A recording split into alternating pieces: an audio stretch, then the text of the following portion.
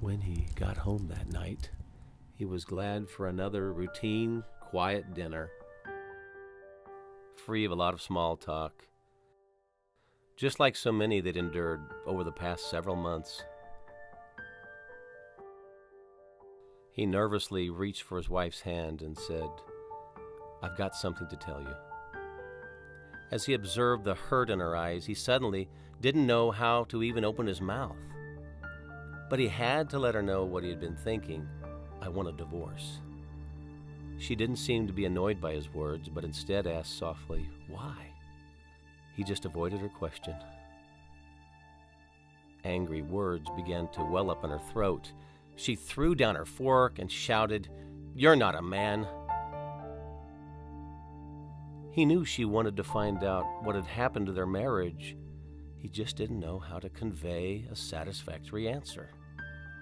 Truth was, he had allowed another woman to steal his heart. He didn't love her anymore. He just pitied her.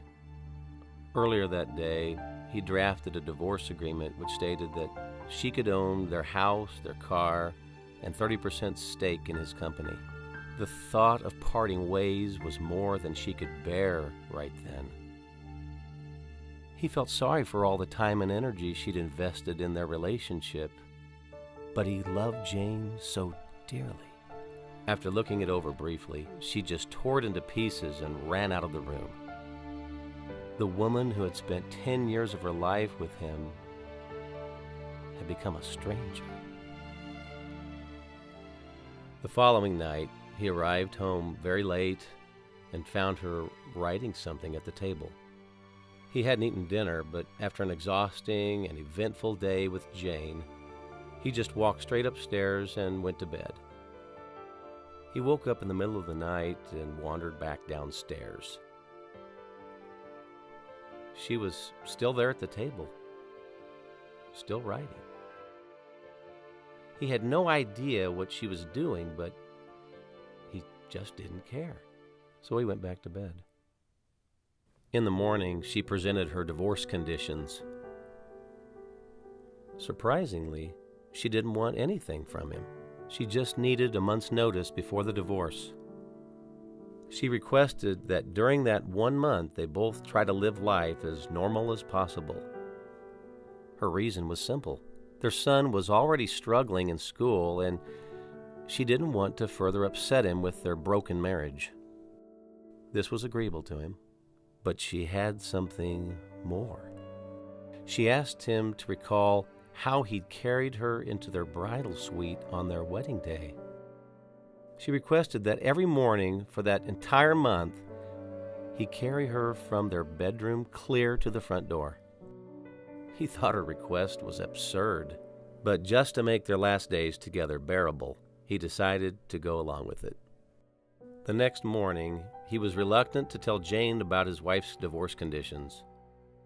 Although he didn't know exactly how she'd react, he decided it would be best to go ahead and tell her anyway. Sure enough, she thought the idea was crazy. In fact, she didn't like it at all. When he carried his wife down on the first morning, they both appeared clumsy. They hadn't had any physical contact since the night he told her he wanted a divorce. Their son was so happy to see Daddy holding Mommy in his arms. That burst of joy brought him a sense of pain as they journeyed from the hallway, down the stairs, to the front door. She whispered softly, "Please don't tell our son about the divorce." He agreed, then put her down and drove alone to the office. On the 5th day, it wasn't quite as awkward.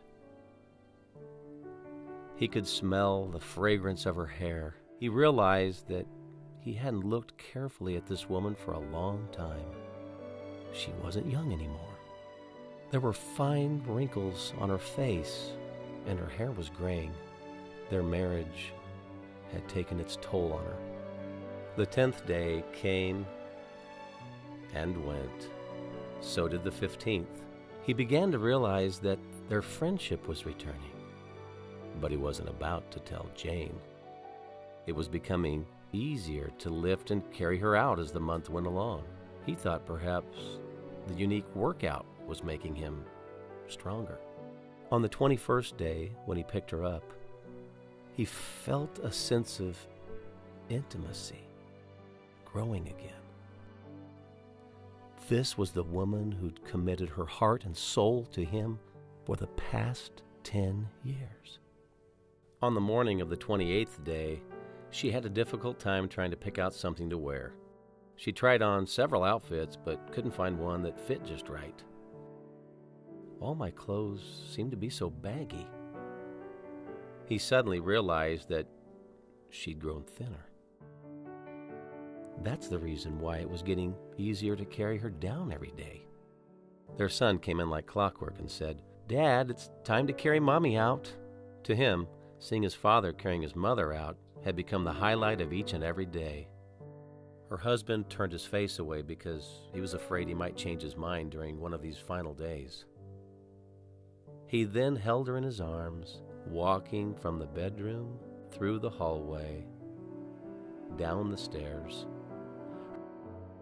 He held her body tightly in his arms.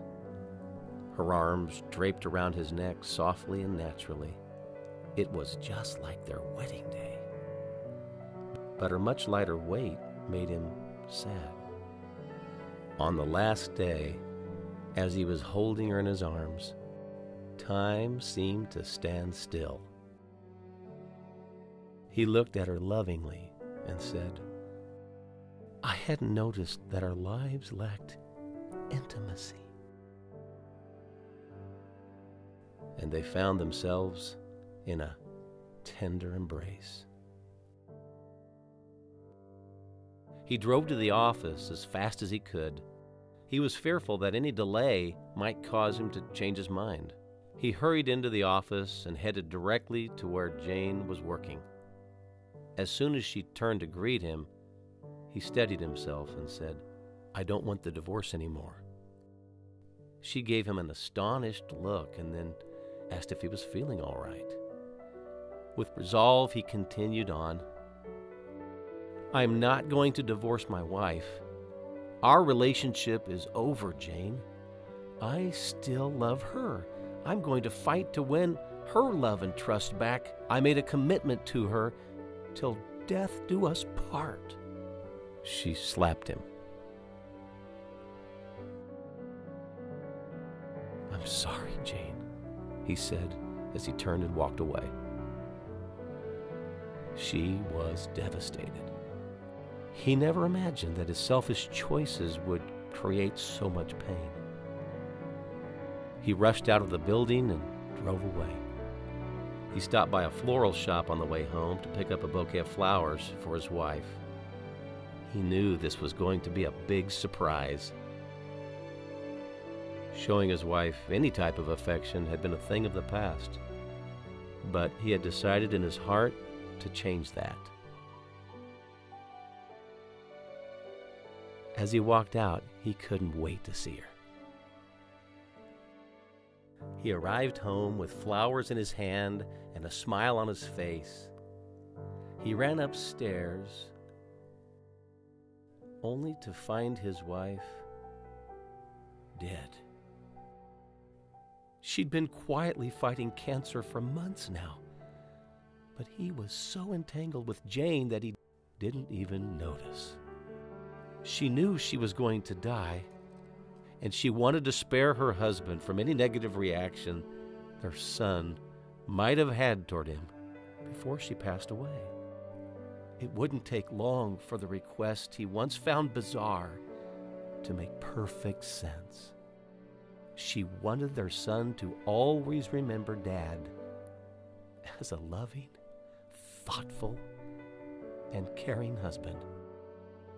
Marriage was never intended to be a casual alliance or a temporary experiment. It's a sacred covenant where two become one. Committed love never gives up, never loses faith, is always hopeful, and endures all circumstances. True intimacy will not improve spontaneously. It must be cultivated. How is true happiness achieved? Become best friends. Serve each other joyfully. Love and respect each other mutually. A wonderful marriage is the hope of every husband and wife who will stay true to their marriage vows till death do us